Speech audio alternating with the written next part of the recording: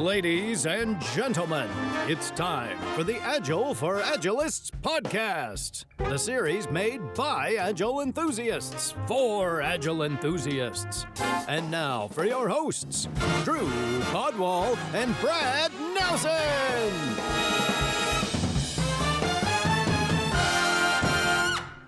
Hey Agilists, I'm your host Brad Nelson, and in this episode, Drew and I delve into the world of leadership and management with one of the foremost voices on the subject in our industry, author, trainer, and consultant, Esther Derby. This episode was a delight to record, and we hope you enjoy it as much as we did. If you do enjoy it, please like it, rate it, subscribe, or follow on whatever streaming service you prefer. It really does help us. Now, without further ado, let's hand this episode over to Esther to kick it off. I'm Esther Derby, and I'm happy to be on this podcast. I started my professional career as a programmer, and if I told you what language I liked the best, you would have some idea about when I started my career as a programmer. And because I was a good programmer, they made me a manager, which I always find interesting because it's a completely different set of skills. And being a programmer did not necessarily prepare me to be a manager. But I was for a while, and I am very interested in how we think about management and how we think about leadership. So I think that's what we're going to talk about. Absolutely. It's a topic that's always been near and dear to my heart. And the word leadership and management, I don't understand how to say what leaders, other than to say that they lead, right? But what is the verb really for what, like we know that managers manage and leaders lead, but how do we really go about qualifying that and classifying it? I always struggle with the words there. So I think it's kind of a false dichotomy, right? I don't think they're as separated as some people say. And some people say, oh, leaders do the right thing and managers do things right. To make this distinction and make somehow leaders are better than managers. And I've never really liked that distinction. So do you feel that leadership is a quality of management that is like a desirable management quality versus two schools of? Well, in my experience and in my observation, people who are in management roles in organizations, when they are involved in managing people, when they have responsibilities for people and have to work through people, you have to lead, right? You have to, on some level, be a leader. And it might be useful for me to say how I think about leadership. I think of leadership as the ability to adjust the environment so that everyone can contribute creatively and effectively to solving the problems that are in front of them. And that definition comes from Jerry Weinberg. But what I think it says is that, one, you don't have to have a particular leadership title to be a leader, but it also really focuses on how do we create the environment for people to be successful? Because we know that behavior and performance is an emergent quality of the people in their environment. Yeah, I agree with that a lot. One of the challenges that I would say I most recently experienced and tend to observe is that it does seem like managers are still more organized around work and a specific area of work. And so their incentives, their metrics or measurement tend to be more around the work itself. Like, did you have X amount of KPI return or ROI return on your website? Or do you have these productivity metrics within your team? Or how many defects does your team create? Did you deliver these features? And it tends to be very work oriented and not people focused at all. The people part is usually like a bullet point in a larger list of responsibilities. Yeah. Do you find that as well? Well, I certainly see that. And, it's reasonable to have some outcome goals. And you don't reach those unless you are supporting people to do good work. and creating an environment where they can do good work. It's not going to happen. So while the focus may be on those outcome measures, the way to get there is through creating the environment where good work is the easy default. It's not a struggle. And we go down the path of looking at measurement and incentives and how that distorts things in organizations. Because, you mentioned defect counts. It's like, it's easy to game. So easy to game. Right. I'm realizing that in the short 5 minutes of this podcast already, what I've realized is that my dislike for the M word really evolves around an overcompensation or a reaction to what management has been like, or what I've experienced management principles to be like in the 20 years that I've been managed. And that when you think about it, it's the qualities of leadership that we want to really promote and lead towards. Mm-hmm. That my dislike for the word, really dislike for the behavior that is getting in the way of having organizations flourish. And it's really just an attribute that can be embraced culturally as a shift. Does that make sense? Yeah, it makes sense. And I'd like to hear more about the principles that you've lived through, that you've experienced, that you see played out in the way managers do their jobs, and how that has, what you've observed about that has left that word with a sour taste in your mouth. Well, from my experience, predominantly before I was an Agile coach, when I was really part of the system, and not just like a bolt-on component to the system, it was that the environments that I worked in, where it was a predominantly traditional management style organization, information only flowed in one direction. It was like there was check valves that prevented information from flowing upwards, mm-hmm. right? And it was this disparity between power and authority, mm-hmm. where I make more, I have a bigger title, and so I get to tell you not only like what I need from you, but I control how you do it as well. And the things that you're bringing up as important aren't important to me, and I get to ignore them because I have that management title. Well, I think in some ways that goes back to, kind of somewhere back in our family tree of management, when there was the whole idea of separation of head and hands. And, the managers were the ones with the brains who could think about what to do, and the workers were just they were the brawn. And maybe that had some resonance when, we're talking about steel factories or something where there was a separation perhaps on an educational level, certainly not necessarily an intelligence level.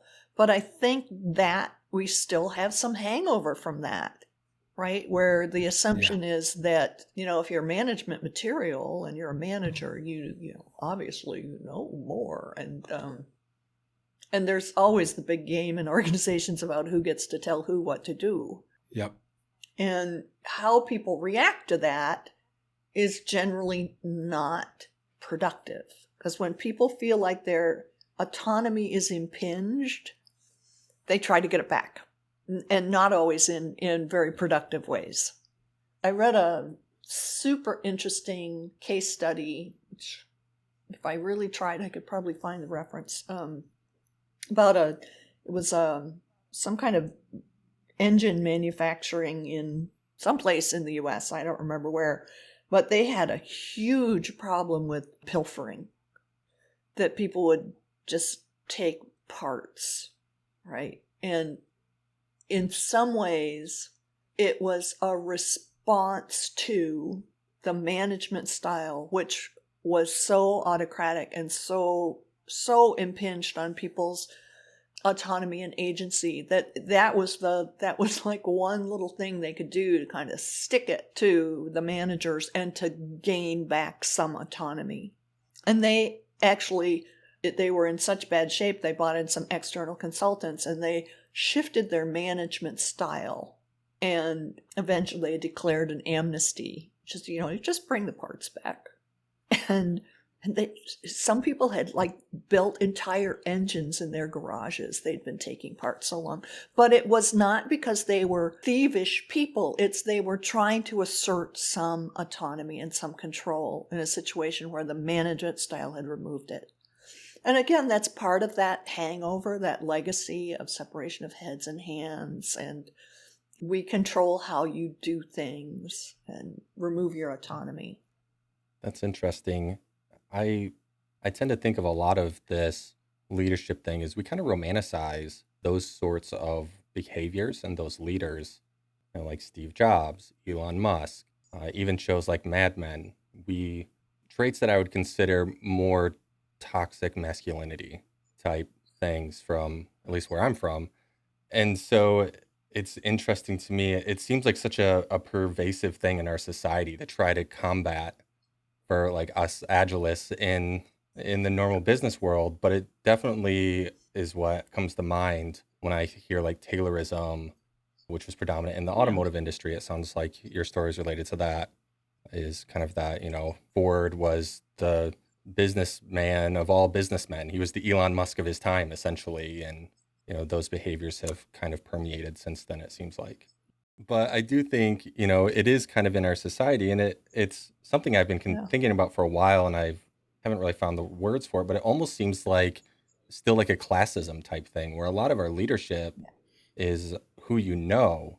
And so it's people who live essentially this different life than the average worker from the day they're born.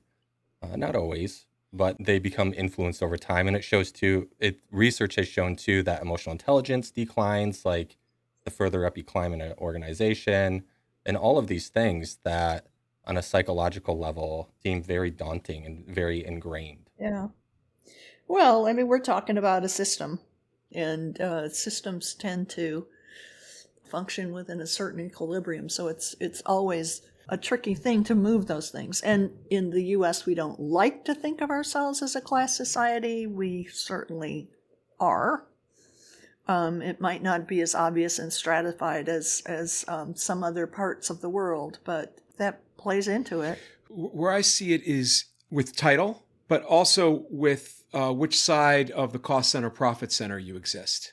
Right? If you're part of the profit center, you're this exalted class, and even may sometimes have greater clout than somebody who's senior to you as part of a cost center. And if you're lower on the totem pole in the cost center, then you basically are just hands. That's the way I've seen it. Yeah, I think it can certainly play out that way.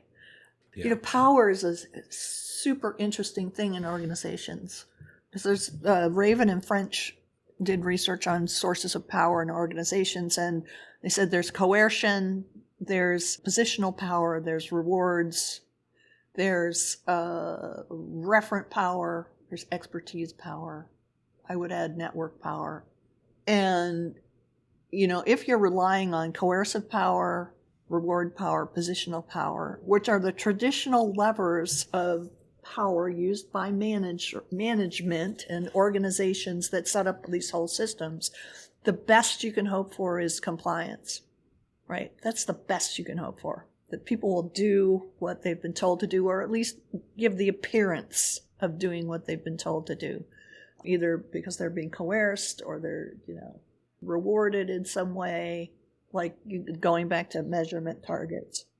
But where you really get buy-in, where you really get people engaged in power with, is referent power, which means you're respected, or information power because you're regarded as influential in that way, or a network because networks influence people's power influence people's behavior enormously.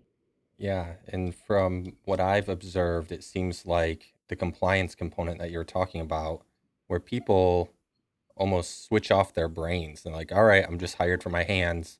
And that's where we see kind of like these code factory type behaviors where they do what they're told, but they don't always understand it because they don't even think to question it or even think, does this make sense? Because they've essentially turned off the thinking part of their brain.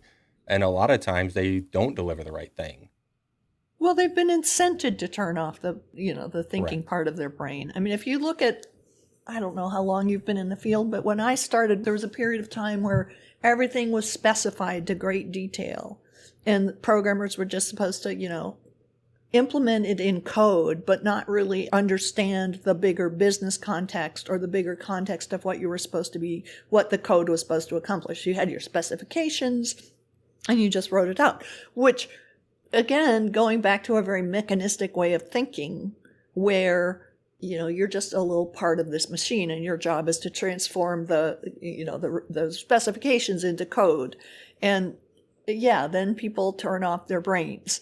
And when people are told to just do this the way I tell you, and if they try anything that's out of those boundaries, they get slapped. Yeah, people are going to stop thinking. And it's not because people are stupid. It's not because they're unintelligent. It's because very often the system conditions that, right? The system is driving that kind of behavior.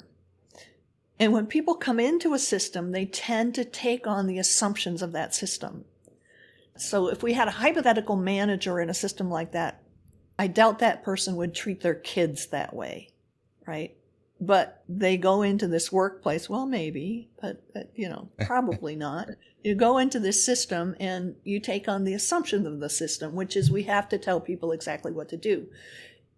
And it's self-reinforcing because if your job description is, you just write code and there's no effort to expose you to other parts of the business or give you a bigger context, then of course you can't you can't make the decisions on your own, right? You can't dream into what this customer is going to like or how they're going to use it if you've never seen them, if you have been prohibited from finding out more about them. So it's kind of a reinforcing thing, like do what you're told, lacking context. When you don't have context, you don't have much choice but to wait to be told what to do, because otherwise you're going to, make mistakes and then you'll be slapped. So it's a very self-reinforcing system. For me, in my experience, I think like the first 4 or 5 years of my career, I felt like that. I felt like I was just there for my hands, for my ability to break big rocks into little rocks and pebbles. And I would see consultants come in who would have the same ideas that I felt that I had. And I would watch them come in, get paid a lot more. And people just like right off the bat listened to them.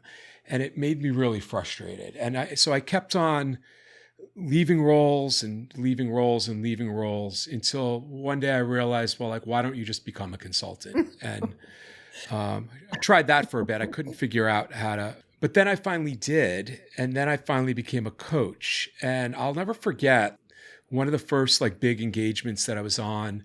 I walked into a CTO's office on my first day, and a guy stands up from behind his desk, comes out to shake my hand and says, "Drew, we're so glad you're here. What should we do?" And I'm like, I'm a little bit of a crybaby. Like I do cry. I definitely had tears I was trying to position my glasses in the right way so that he couldn't see that I was tearing up inside. But I was just so moved that he got up, came to me, shook my hand, already knew my name, and then asked me my opinion, which was something that like I had never really experienced at any point in my career up until then, It's a big thing to have somebody hold that space. Yeah. Yeah, to be willing to be so as vulnerable as to say, I need help, because that requires enormous vulnerability, and more the higher in the organization you go. But it's that's another, in some ways, fairly predictable human dynamic, that when you differentiate power and value, then it requires vulnerability to accept information from someone lower than yourself in the hierarchy. When you have positioned your value as being that way, like this person gets it, then it somehow says I'm not as smart. So there's a defensive thing that goes on there. And I think that's true with taking advice from the expert from 50 miles away, right? That it's in some ways hard to, to admit the answers were already in your organization. right? In some ways, that's harder than to say, oh, this expert was able to help us. It's a matter of saving face in some ways. There's this whole dynamic around help, right? So if you call in an expert, you are explicitly saying, I am calling on you for your expertise. And our exchange here is that I'm going to give you money and you're going to solve our problems with your expertise. Whereas if someone from your organization comes in and has been hired as a programmer and comes in and says, you should be doing this in your job differently, things would work better. It's a status thing, right? Because the hierarchy and the status dynamic says there's this difference. But by saying, oh, you're not necessarily doing your job, because that's how people are going to hear it when you point something out. It's like you're moving out of the status where they see you. And if you imply they need help, it's like you're moving into a status above them. And people react the way they react to that, which is usually with defense or trying to reassert where the differential status position is. Humans, they're so interesting. One of the challenges that I've experienced as an Agile consultant, I didn't quite have the warm welcome that Drew had most of the time. Mm-hmm. Usually I'm hired to install Agile at their organization or to make their teams do Agile. And usually it's very framework focused and just do these actions and we'll be there. And what they don't realize is that what we've been talking about this whole time is it's really the environment. And the environment and the culture is affected by leadership. And so they're not inviting you in to teach them. And so it's really hard, I think, in those situations to be effective because the expectations of what needs to change aren't there. Yeah. And I know in the past you've spoken a little bit about how consultants are expected to be knowledgeable and to come in and to have results before you even have any sort of relationship or rapport with the management team there. Right. And so I was hoping you could maybe expand on that a little bit. Well, going back to, in some ways, to what Drew said, the whole thing about the consulting relationship is, so if you've hired all these people to fix a problem and they can't fix it, you can just throw up your hands and say, see, we hired this company, we hired this expert to do this, we hired these consultants, these Agile coaches to help us, and they can't do it. So how can we be expected to solve this problem?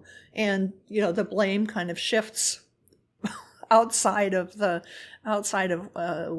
where people really have responsibility. So I think one of the traps I see in a lot of the sort of install Agile or implement Agile things is there's a pattern going on that is undesirable that somehow people want to address, and that they want Agile installed or kind of put on top of that, but they don't address what is holding that pattern in place, right? Which may be the management style, which may be their funding mechanisms, which may be, it can be a ton of different things that are holding the current pattern in place. And installing anything on top of that is not likely to make a difference. So that's kind of the first thing. I think the second thing that you hit on that I think is super important is change is a social process. And most people don't like to have someone from the outside come in and tell them what to do and tell them that what they've been doing for a long time is incorrect. So for me, it's important to understand what they perceive to be the problem, and particularly if you're working with a team, to solve something that they think is important. Not necessarily to get them to be Agile, but to help them solve something that they see as important.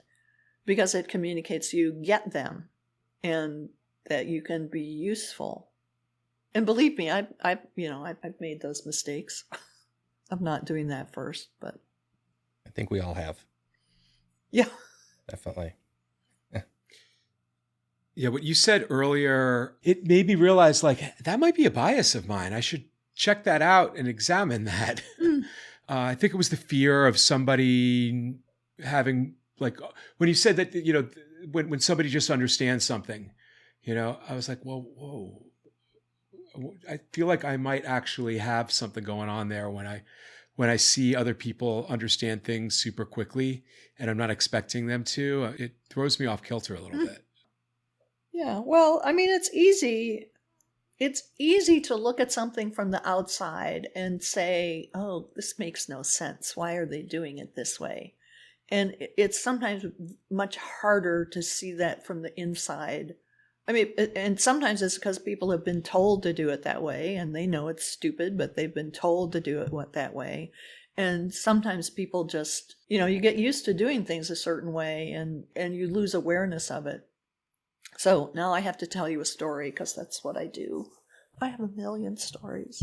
So in the house I used to live in, I had a little office off the kitchen.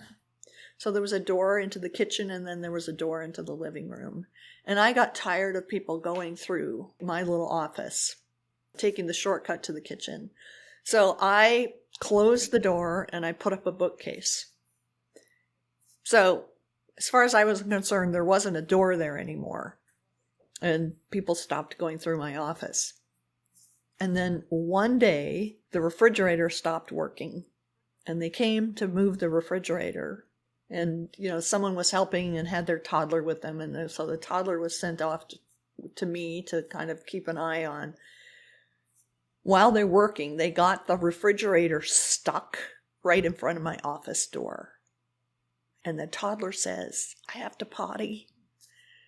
And I'm looking at this refrigerator and I'm looking at the windows and thinking, oh, what am I going to have to drop this toddler out the window, hold him by his hands to get him down to the floor and then run out and meet him. And he looked around and said, well, there's a door right there.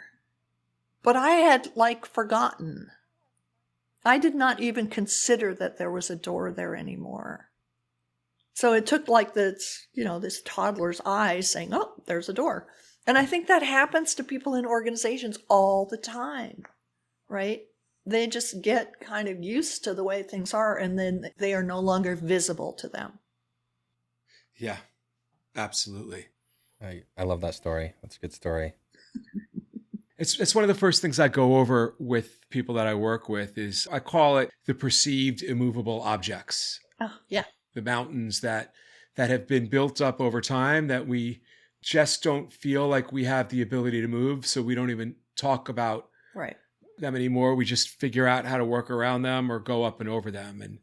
And I really try to establish a culture where even if we don't feel like there's anything to do about something, we should still talk about it. Yeah. Because if you don't talk about it, then there's nothing you could ever do about it. Right. So that's usually where I start with a lot of people. No, I think people, my thinking was constrained because I no longer thought about that as a door.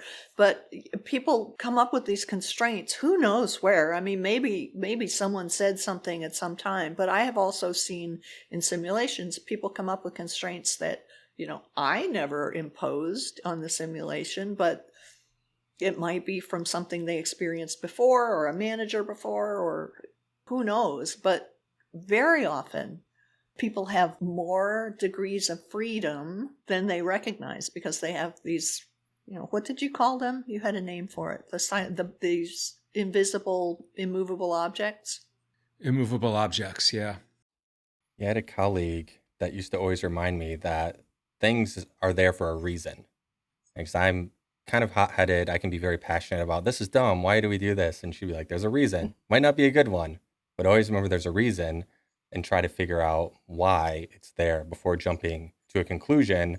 And I think some of that comes with experience, realizing there's constraints and we don't work in a perfect world ever. It may have made perfect sense at one time, or it was the best people could figure out at one time. Exactly. Or there was some constraint that maybe isn't even there anymore. Yeah. Well, that's the thing that comes to mind for me. And we talked about this before, Brad, and I forget whose experiment this was, but the experiment on social conformity, where the doctor's office is filled with actors who, when a bell goes off, they all stand up and then sit down 10 seconds later. And then one by one, each of the actors goes into the doctor's office, leaves, and now the doctor's office is no longer has any actors in it. It's all actual patients. And they're still standing and sitting every time the bell goes off, but nobody knows why they're doing that. And nobody's brave enough to ask, why do we stand every time the bell goes off? Because we're just conditioned to do that. Yeah. Somebody must know why, but turns out nobody knows why. Yeah, there's a lot of little experiments like that.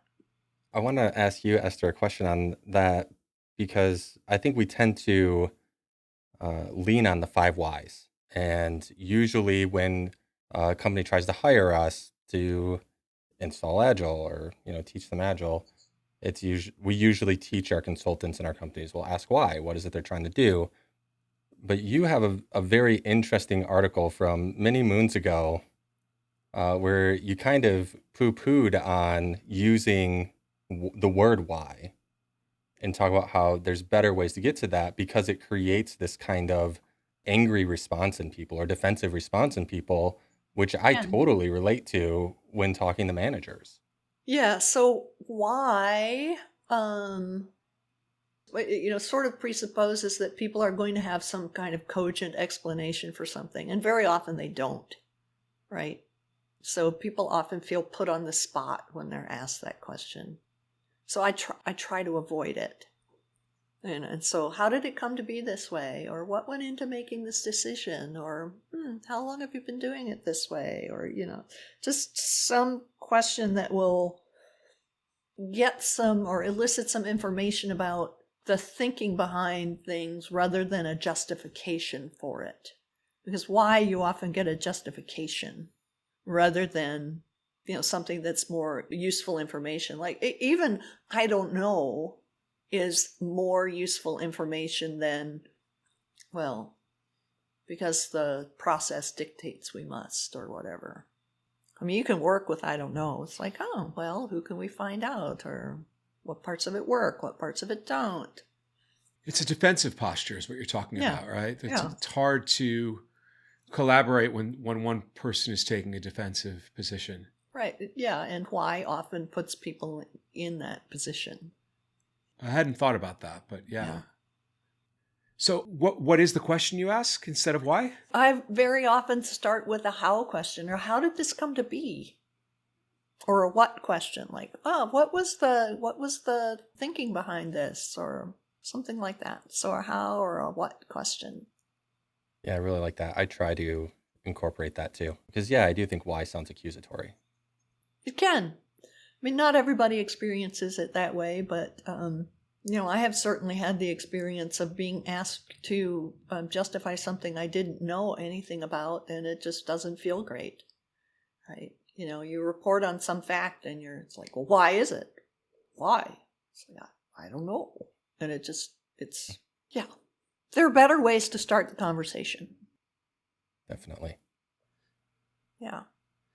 Yeah, asking those kinds of questions, right? It was very uncomfortable for me. And it's actually, now that I'm reflecting back, Brad, I feel like since the beginning of this year, I've kind of grown more comfortable with asking powerful questions as opposed to being the coach that tells everybody the answer. And my default is now, actually, it was only a couple of weeks, what was it, like a month or two ago that we were talking about this with Holly, right? Mm-hmm. So yeah, in the past couple of months, I'm really feeling more in my skin in going to the questions as opposed to the telling. Yeah. It's an interesting problem because while questions are super useful to understand where people are coming from and how they think about things, I don't think asking questions alone is sufficient because people don't know what they don't know. And sometimes they just need some helpful information or an idea of how something could be different. Because if you've always worked in a particular way, or you've always had managers who were micromanagers, you may not be able to imagine what it would be like to work in a different way, to manage in a different way. If you've always been micromanaged, then you're probably going to manage that way, and you can't imagine what it would be otherwise. So sometimes people do need different information. or a different model than what they have now. I like to ask like really thought-provoking what if kind of questions, or if that weren't true, what would you do? How would you do it differently?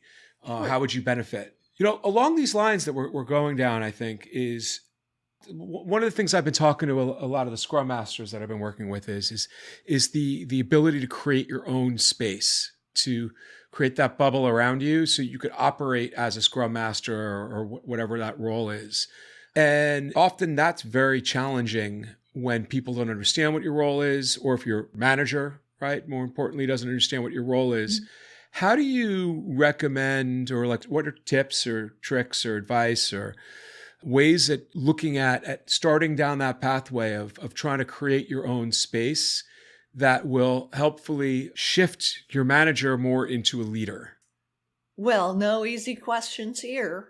How do you shift your manager into being more of a leader?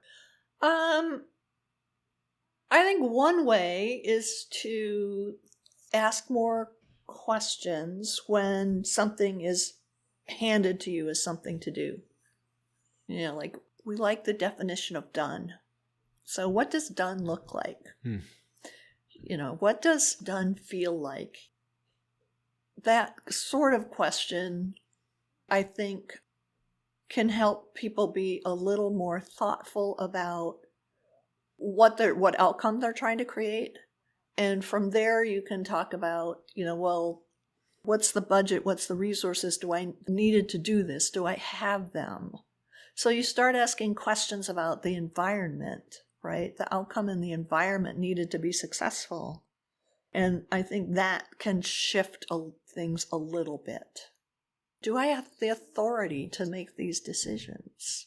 You can ask those kind of questions. You can notice something about your own environment and shift it, or you can notice something about the environment and, talk about it in terms like, yeah, I get why this is important.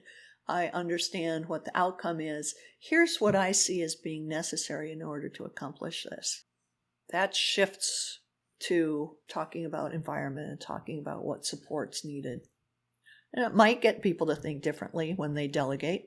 It might get people to think differently when they set up a role.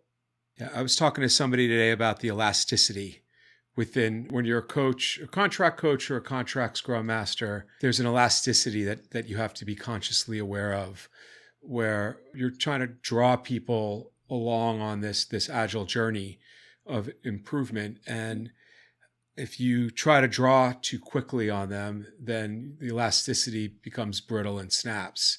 And that, you have to always be evaluating that part of it. So I think it's probably the same too with a manager, having your finger on that pulse, understanding how much patience exists there and how to go about helping to extend that patience. Yeah.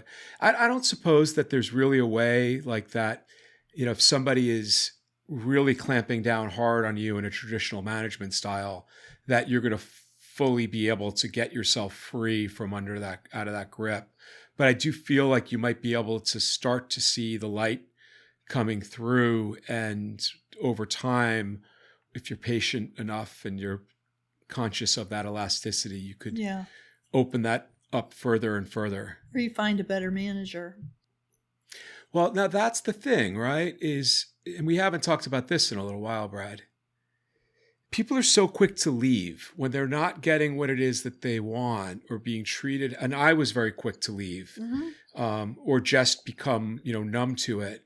I'm of a firm belief that if you're at that place where you want to leave somewhere because you're not being treated the way you want or getting the outcomes that you want or the autonomy, that the lesson there is to flip the script a little bit and to say, hey, this is a challenge I'm likely going to experience for a lot of my career until I figure out how to address it. So why don't I spend some time trying to focus on improving my livelihood here as opposed to, feeling like a victim? What is it that I have control over? And start from there. Sure. And then if that doesn't work out, then leave. But I do feel like there's a lot of value in trying to strategically figure out the path forward as opposed to the path out. Yeah, I mean, I agree that you can try to shift the environment, because even in imbalanced relationships, you can sometimes change the terms of them. And I think, the kind of relationship you're talking about between a manager and the person who reports to them are pretty imbalanced. You can try to shift that. And there comes a point where the way forward is out. Absolutely. Yeah. No, I definitely agree with that. I think people find that exit too soon a little bit. Several years ago, some colleagues of mine and I were talking about, you can either solve the situation, you can manage it, you can cope, or you can exit. So, some problems can't be solved. They can only be managed. You make them tolerable somehow. You can cope with it by just, like earlier we talked about, just shutting down your brain and just doing what you're told, right? That's a coping mechanism. And, at a certain point, if the price of coping is too high, you exit, right? Mm-hmm. So, of course, I have another story. The first dog I ever had was a standard poodle, and she was very tall, and she could eat off the kitchen counter, and she could get into the trash. So there were people who said, oh, you should train this dog never to eat anything off the counter, which is theoretically possible, but it's a lot of work. So that would solve the problem, right? Either, get rid of the dog, or it would be exit. Solve the problem would be, perfectly train the dogs who would never go after anything on the counter, even a stick of butter or something tempting like a steak.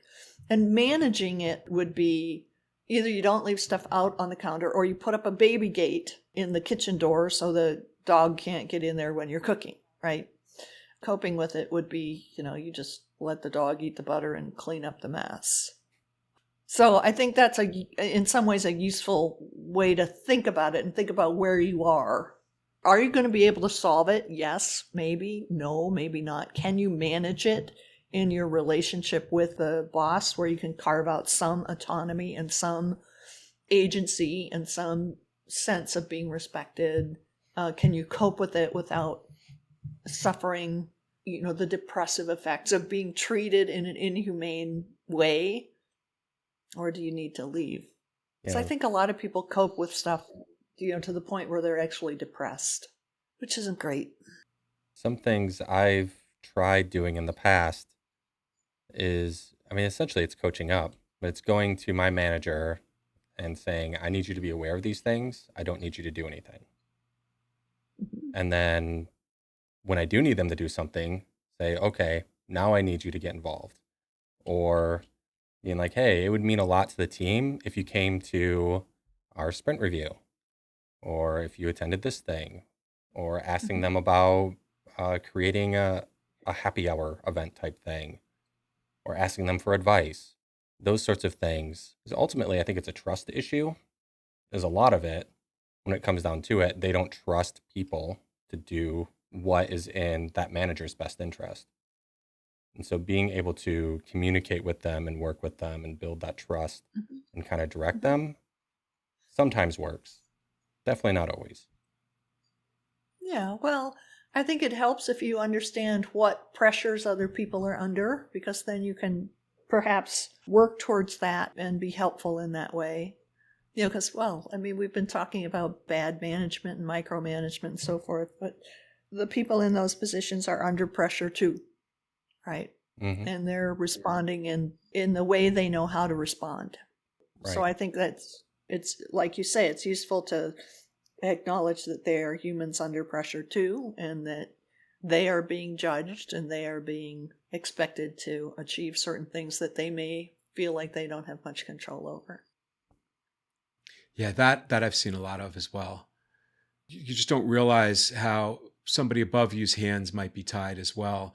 But I do feel that it's often important to take the time to explain as a leader, to not just say no, or to say we can't do that, but to provide some transparency to say, and here's why, or I'd like to help you. What you're saying makes a lot of sense and it's a great idea.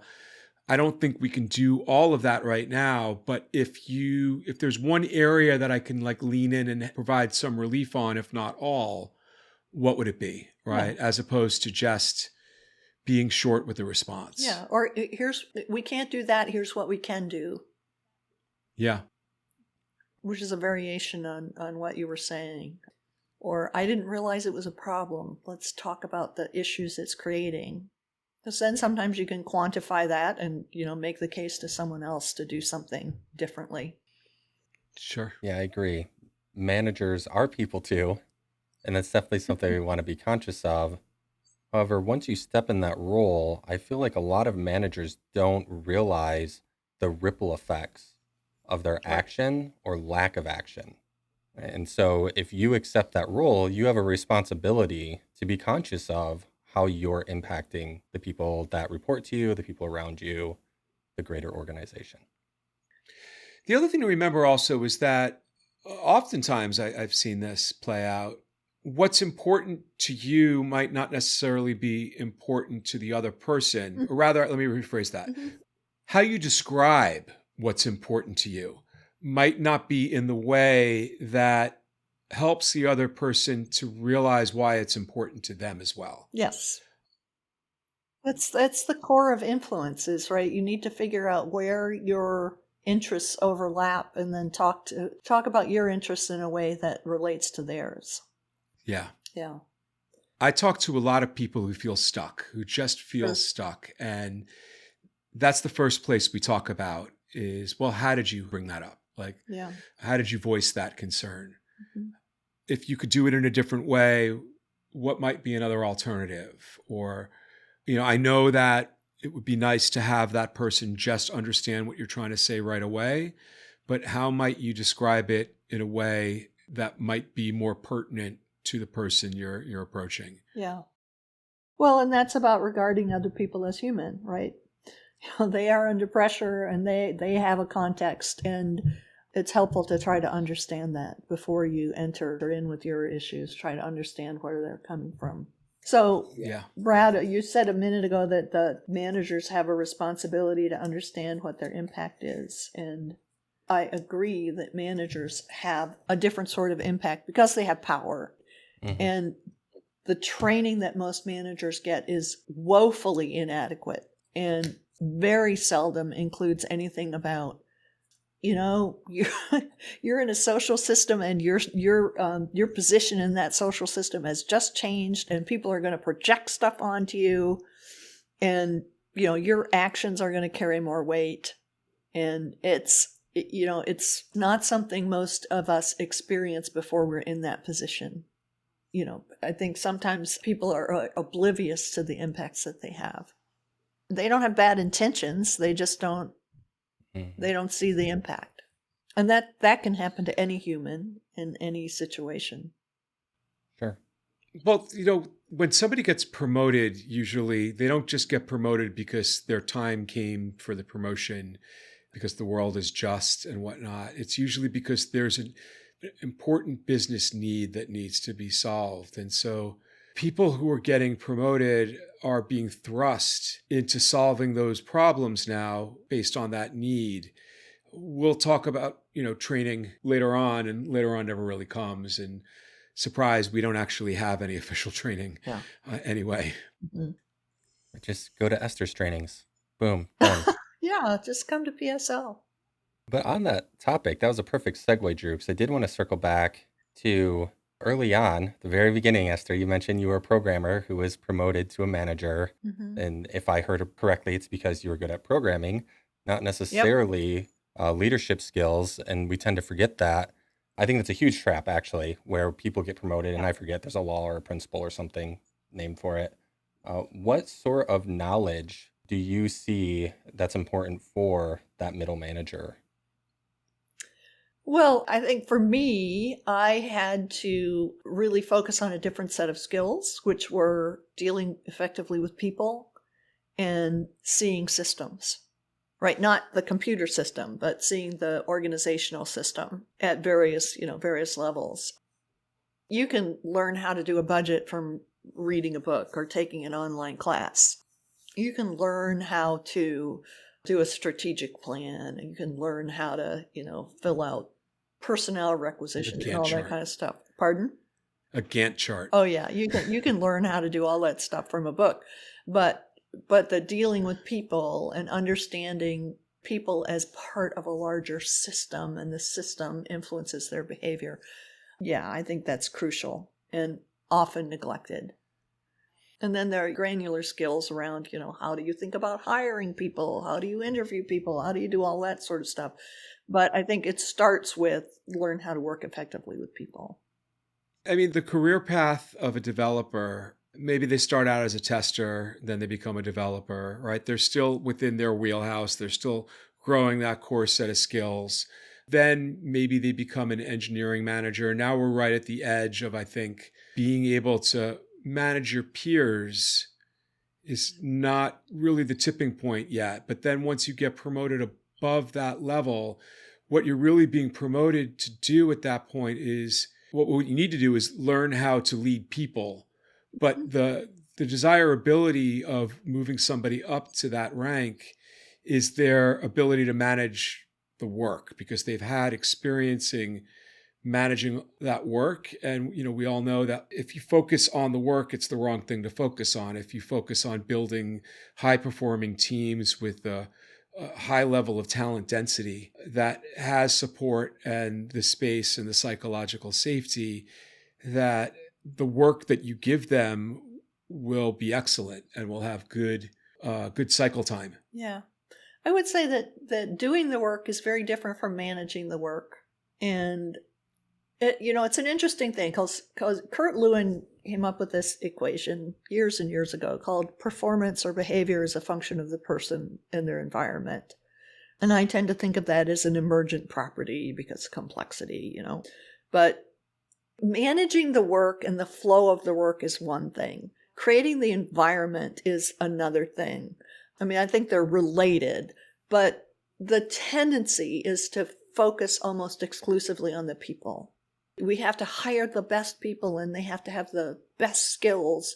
But if they have a crappy environment, they're not going to be able to do their work. If the flow of work through the system is slow and rife with dependencies, it doesn't matter what you do with the people, they're not going to be able to work well. So you have to pay attention to both.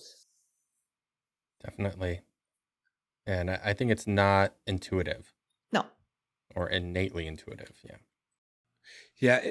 If you play sports in college, spoiler alert, I never went to college and I also have never really played sports. But yeah, I feel like that kind of experience helps you to be that vibrant person who's able to, really be a leader. But I think technologists, like as a kid, I was content to play with Legos by myself and build stuff by myself as opposed to building stuff with other people. Now, I always loved building stuff with other people as a kid, but I was content enough to do it on my own.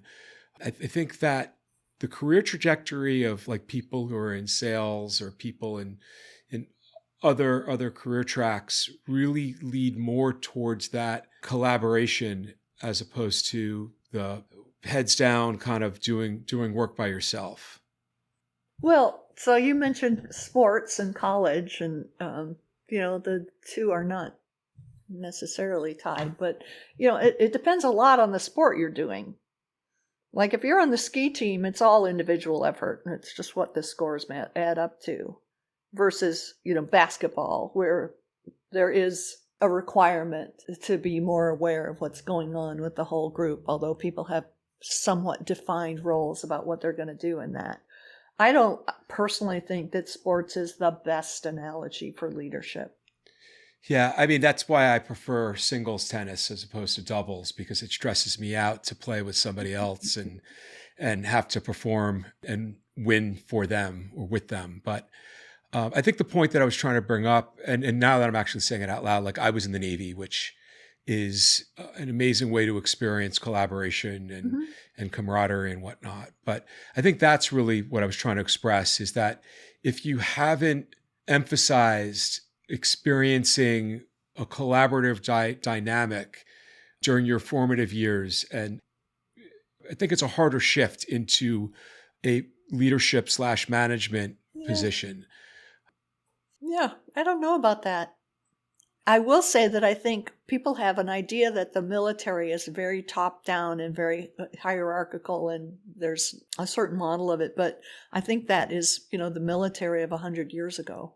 Yes, there's hierarchy, but I think they also put a lot of emphasis on leadership and really tight collaboration within small groups. It's my understanding. We've had a couple of episodes that talked about that exact topic. Yeah. Where the military can be top down. I experienced aspects of it that were top down, but for the most part, like when I would come into work every morning, if I had a problem at home, like paying my bills or not being able to get a hold of family or whatever it was, my workshop supervisor was invested in sitting down with me and talking to me about it and helping me to figure out if we can collaborate together to figure out a resolution.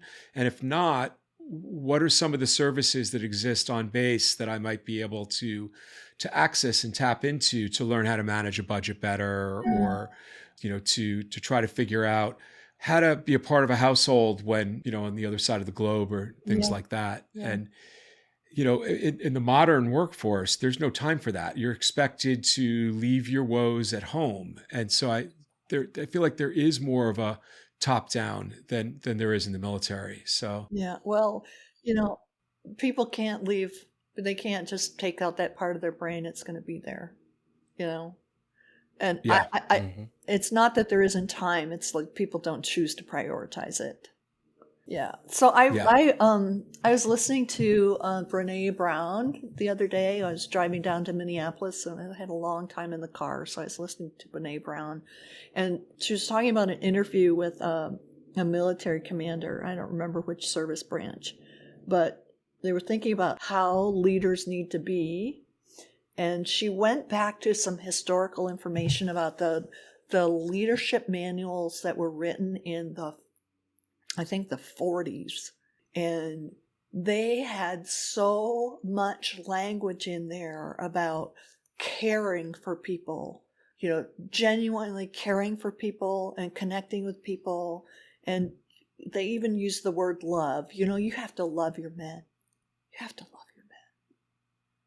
This is in the 40s, military leadership, right? And I think we could all benefit from reviewing some of that information. I was going to look it up, so I'm glad you brought it up and made me think of it again. So what else on the topic of leadership?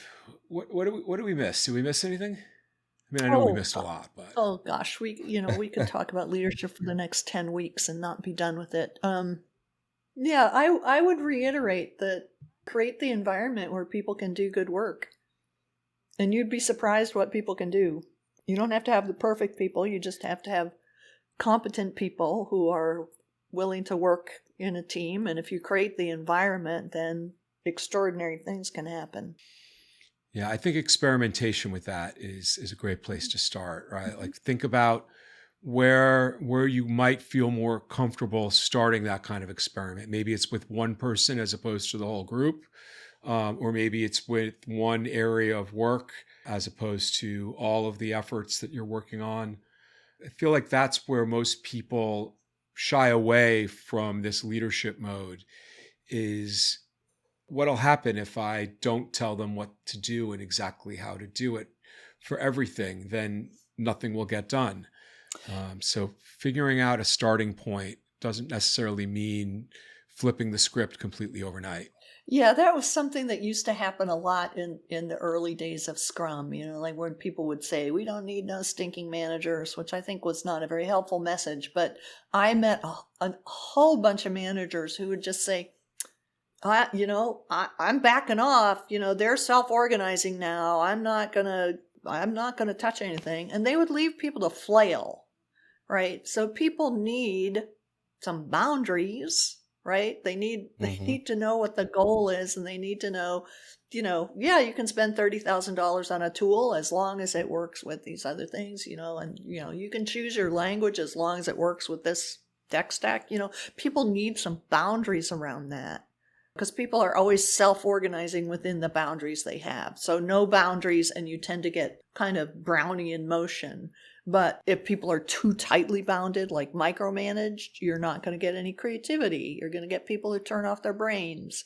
So there's something in there about creating the right boundary. And I think part of that is thinking about, what would people need to know in order to make these decisions? What would people need to know in order to take on some more responsibility? Do they have that information? How can we impart that information? I definitely agree with the idea of give people just a little bit of guardrails. Yeah. Define what success looks like and see what happens. Yeah, I believe that empowerment has two factors to it. There's authority. You have to actually have the authority to be empowered. And then you need the ability to do whatever it is you're being empowered to do. And those two things oftentimes are overlooked. Yeah, for sure. People talk about, wanting people to be accountable, but then they don't have the authority or the means to do what they're being asked to do. And that's just abuse. That's just straight up abuse. Yeah. So, waving the empowerment wand doesn't work. And waving the accountability wand doesn't work. You have to make sure that people have the authority and the means and the environment to do what they're being asked to do. So I don't want to age you by any means, but your first book came out in like 2005. I know you've written publicly and presented for years before that, which is my way of rationally saying, like, you've been saying these things since before Agile was even a word, right? And promoting these things. You're not a new voice in the industry. You've been, you're someone that I think a lot of us look up to. And I'm curious, after, all these years, do you feel like a broken record still saying the same things, or have you seen growth in the industry? I'm still saying the same things. And in many cases, these ideas have been taken up. Like, I mentioned that we were working on a second edition of Agile Retrospectives. And when we wrote that book in 2000, I think it was 2006, facilitation skills were not a thing, right? Very few people had any idea how to facilitate or kind of set the boundaries around a meeting. And that's a pretty broadly dispersed skill now, at least in the Agile world. I mean, I think most people who are in an Agile coaching or a Scrum Master role have at least some level of facilitation skills. I think the assumptions around software development are different now than, when I first started. I think many more people are aware of how important autonomy and agency and safety are into getting work done. So I think there has been a change. I think things have moved since I started talking about these things, those many years ago. And there are still some patterns that persist, and we are still in a largely extractive economy, and that has an effect on things. So I certainly have seen progress. I don't think the problem's going to be solved in my lifetime, but I've certainly seen progress. One of the first writers who started writing about management in a kind of humanistic way was Mary, I always get her name right, Mary Follett Packer, I think that's her name. And, she was writing about this stuff long, long ago. And so on one hand, you could say, well, she was writing about that I don't remember, long time ago. And we still aren't there. Or you could look at the fact that, most of us are working under much better conditions than probably our parents did. There's much more awareness of the importance of autonomy. There's so much more awareness of the importance of that.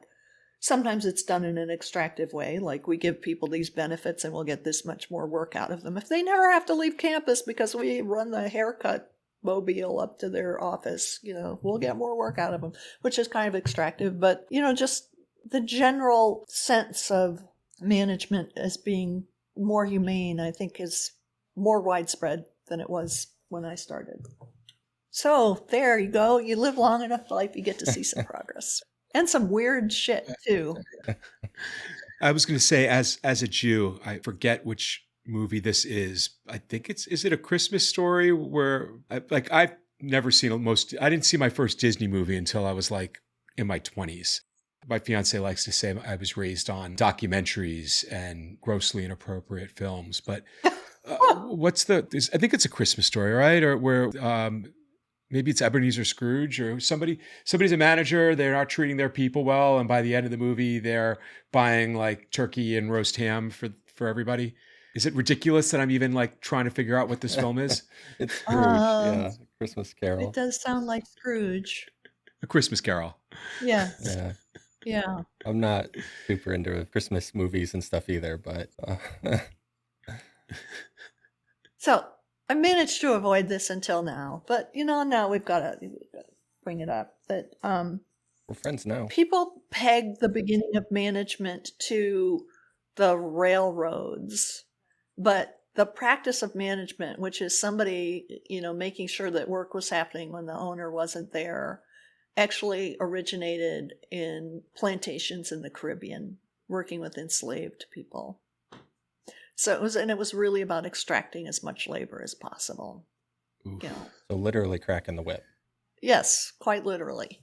And the life expectancy of people who were brought into enslavement was short. They were viewed as expendable. So that's in the family tree of management. And I think we need to acknowledge that, and because we take on system assumptions, right? And that's one of the extraction of labors, one of the assumptions at the origins of that profession. So that brings me back to the first question that I asked, where we were talking about how management leaves a bad taste in my mouth. Yeah. I'm not disputing at all that the family tree of management includes slavery and chain gangs on the railroad. But how could management not leave a bad taste in your mouth, knowing that that's where most of the principles evolved from? Well, if we could come up with a different word for it, maybe we could change that taste.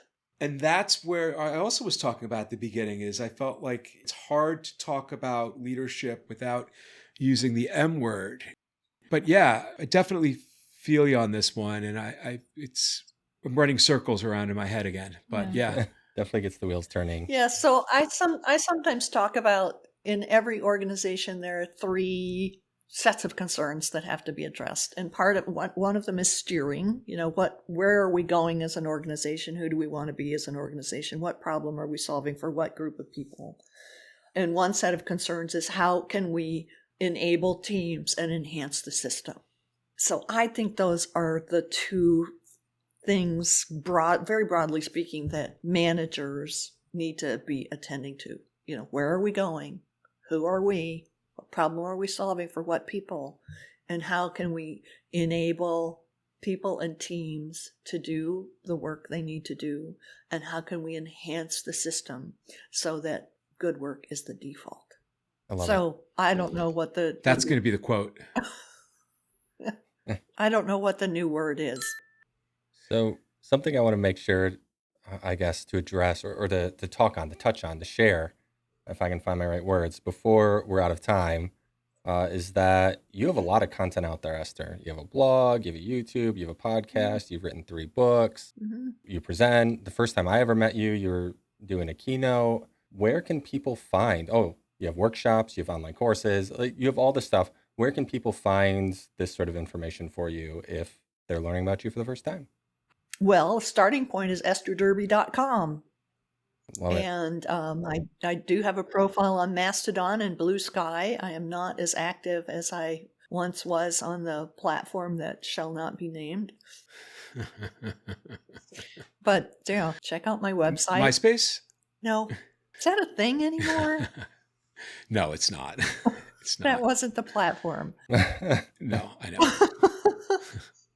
So start with my website, and I have a newsletter that comes out not very frequently, but that's where I announce workshops, and it's where I let people know that I've got another thing coming up.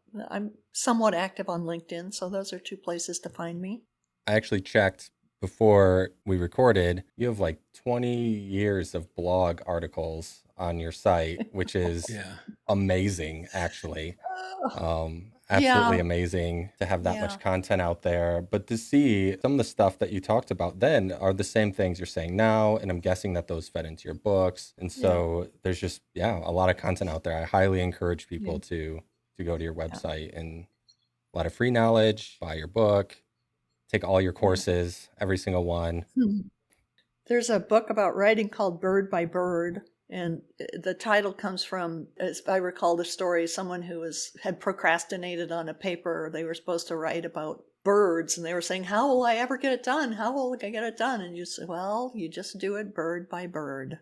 And that's kind of how I accumulated all of this stuff. It was post by post. Yeah. One of the things that jumped out of me that I loved is in one of your earlier ones, you reference Tom DeMarco's book, Slack.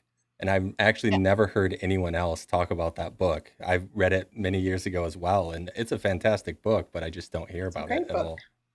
Very cool. Well, this has been wonderful. Yep. Talking about leadership is always something I enjoy, but getting to talk to you about leadership is just absolutely delightful. So Well, thank you for having me. thank you. Yeah, thank you for carving out the time. Sure. My pleasure.